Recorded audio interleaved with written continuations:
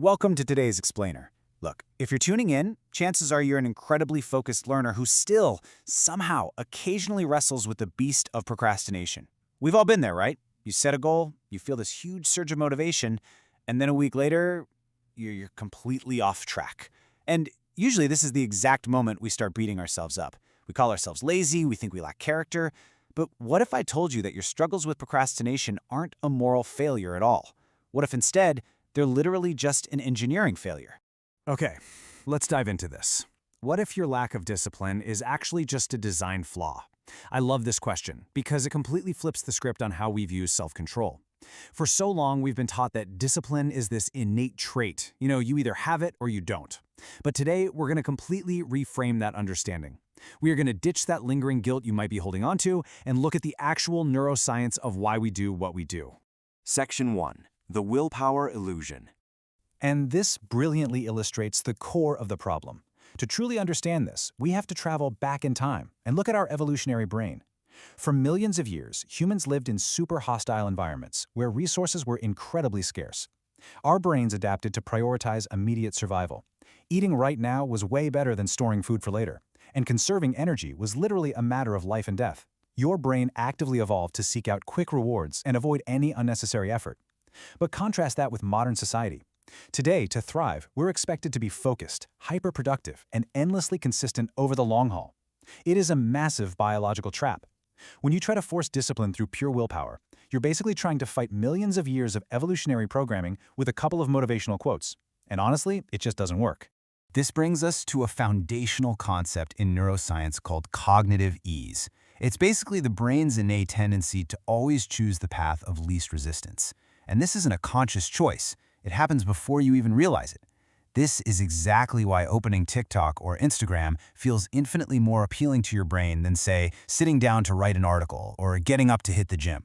The social media app gives your brain a guaranteed, immediate hit of dopamine for absolutely zero physical effort. The gym, well, that requires a massive energy output for a reward you might not see for months.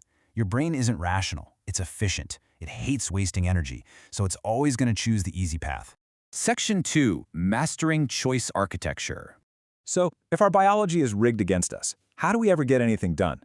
Well, the answer isn't in our minds. It's actually in the physical space around us. The true battleground for discipline isn't willpower, it is choice architecture. Coined by James Clear, this concept proves that human behavior is heavily shaped by what's closest, most accessible, and most visible to us. It is purely a matter of behavioral engineering. To succeed, you have to stop being a victim of your surroundings and step up to become the active architect of your own mind and physical space. Let's actually contrast two very different physical setups to prove this point. Imagine you want to start a morning running habit, but your environment is poorly designed. Your sneakers are out in the trunk of your freezing car, and your phone is already in your hand, buzzing with notifications. Your self-control is going to crumble instantly, right? The brain will choose the warm bed and the easy dopamine every single time. Now picture a smarter environment. Your running clothes are laid out right next to the bed, literally blocking your path to the door. Your phone is charging in another room, with the notifications completely off. Suddenly, the choice isn't between good and bad anymore. The easiest, most accessible option is just to put the clothes on. When your surroundings encourage the right behaviors, self-control isn't even necessary.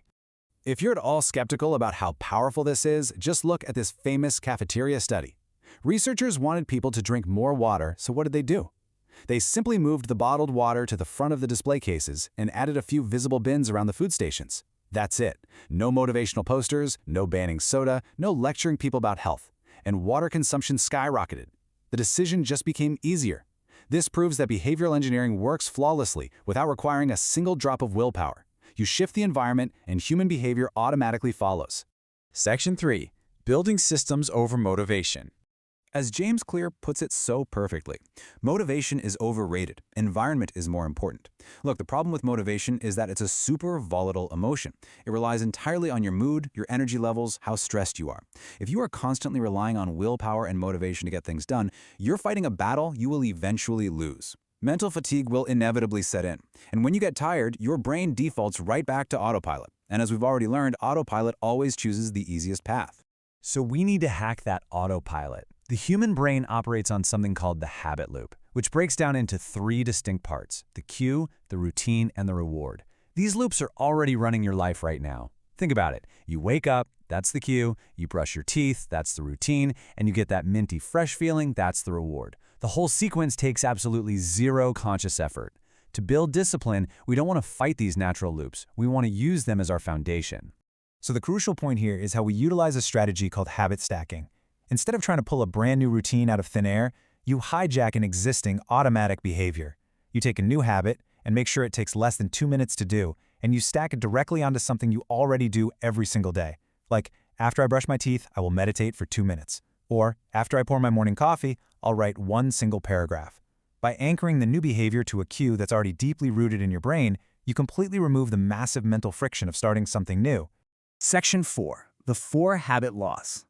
Building on that, we need a really actionable framework to design these systems and completely dismantle our procrastination. To fix bad design, we apply James Clear's 4 laws of behavior change. If you want a habit to actually stick, you've got to manipulate these 4 levers. First, make it obvious. If your guitar is buried in the closet, you're not going to play it, right?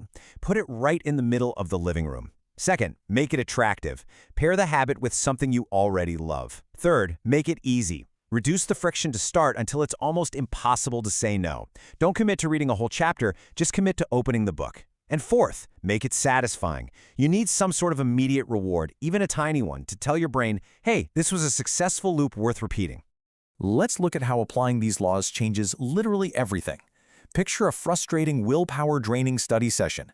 The desk is a total mess, the goal is a daunting 1-hour block, and the reward is some abstract future grade. This violates every single law. Your brain is going to hate this and practically beg you to watch YouTube instead. Now imagine a good study system.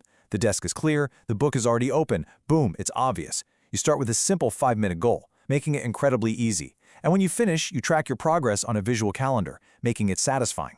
The behavior becomes practically inevitable because you've engineered the friction right out of the whole shebang. Now, what's absolutely fascinating here is the profound truth hidden in this idea: you do not rise to the level of your goals. You fall to the level of your systems. This completely dismantles a very dangerous productivity myth. The idea that you have to love the process to be consistent. Listen to me, highly productive people do not wake up every day thrilled to do difficult things. They don't love waking up at 5 a.m. or grinding through a tough project. They simply have systems in place that make the action the default path. They don't rely on desire, they rely entirely on their design. Section 5. Changing your identity. Okay, we've talked about evolutionary biology and altering our physical spaces, but we need to transition to the final, deepest layer of behavioral change. We're moving from the physical environment to our very self-perception. Ultimately, real discipline is just a side effect. It's a natural byproduct of those well-designed systems we just talked about, paired with a solid identity. You see, no behavioral change will truly last if there isn't a fundamental shift in how you see yourself. If you're just someone who is trying to run, it's super easy to quit. But if you see yourself as a runner, the habit sticks. The goal isn't just to act differently, it's to become someone different. So how do we actually do that? By understanding that every single small action you take is a vote for your new identity. When you do that tiny 2-minute habit we talked about earlier, you aren't just ticking off a task, you're casting a vote. You're gathering irrefutable proof to show yourself that you are now the kind of person who does what needs to be done. You're building trust with yourself. Identity shapes habits, for sure, but habits reinforce identity. It is this beautiful, self-sustaining cycle. So here is the big takeaway for us today. Stop blaming yourself. Stop punishing yourself for a perceived lack of willpower. You now know exactly how your brain works, and you know how to build the choice architecture required to beat the system. You have the tools to become the master architect of your own environment. So I'll leave you with this final provocative thought. What is the very first habit you are going to redesign today? Pick just one, apply the 4 laws, build your system, and start casting votes for the person you want to become.